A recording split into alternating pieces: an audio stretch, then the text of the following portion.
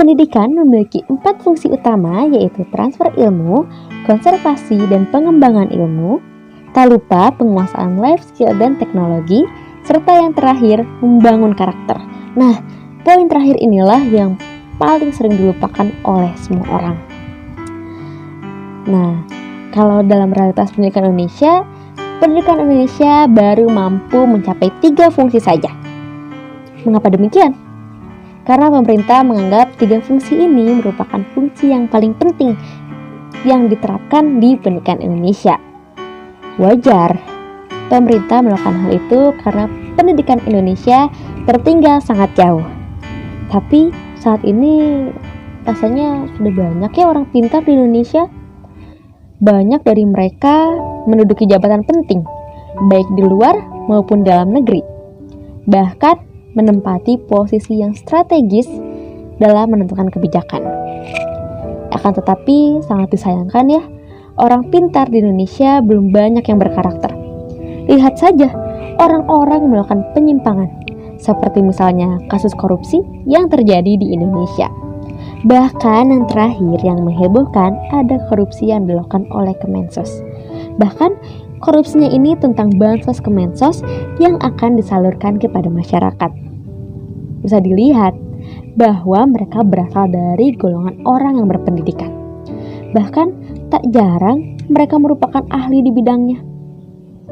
Hal inilah yang menunjukkan bahwa pendidikan karakter di Indonesia masih sangat lemah. Berangkat dari permasalahan tersebut, pemerintah memutuskan untuk membuat UU nomor 20 tahun 2003 tentang sistem pendidikan nasional yang menetapkan kurikulum pendidikan tinggi wajib memuat pendidikan agama, pendidikan kewarganegaraan, dan juga bahasa. Nah, tujuan adanya pendidikan Pancasila di perguruan tinggi itu apa sih? Yaitu untuk membentuk sikap mental mahasiswa yang mampu mengapresiasi nilai-nilai ketuhanan, kemanusiaan, kecintaan pada tanah air, dan kesatuan bangsa, serta penguatan masyarakat madani yang demokratis, berkeadilan, dan bermartabat dalam berlandaskan Pancasila untuk mampu berinteraksi dengan dinamika yang ada.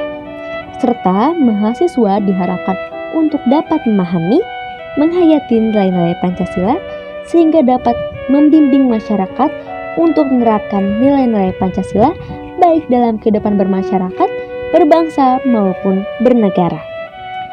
Pada hakikatnya, pendidikan merupakan hak dari semua warga negara yang diupayakan secara sadar oleh masyarakat itu sendiri dan juga oleh pemerintah. Hal ini bertujuan untuk menjamin mutu serta menciptakan generasi terbaik penerus bangsa yang akan melanjutkan estafet kepemimpinan.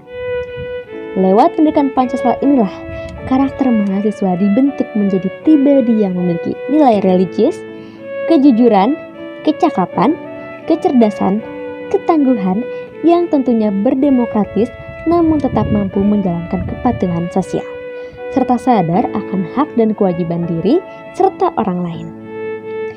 Pendidikan Pancasila juga sering kali disebut sebagai civic education yang membahas tentang norma, moral, hukum, pandangan hidup berdasarkan Pancasila. Selain itu juga, Pancasila yang diambil berdasar dari kehidupan, kebudayaan, serta pandangan hidup bangsa Indonesia yang jauh sebelum Pancasila lahir, juga menjadi salah satu pertimbangan adanya pendidikan Pancasila, agar masyarakat Indonesia menjadi pribadi yang berkarakter, berbudi luhur, dan dapat menjalankan nilai-nilai Pancasila dalam kehidupan sehari-hari.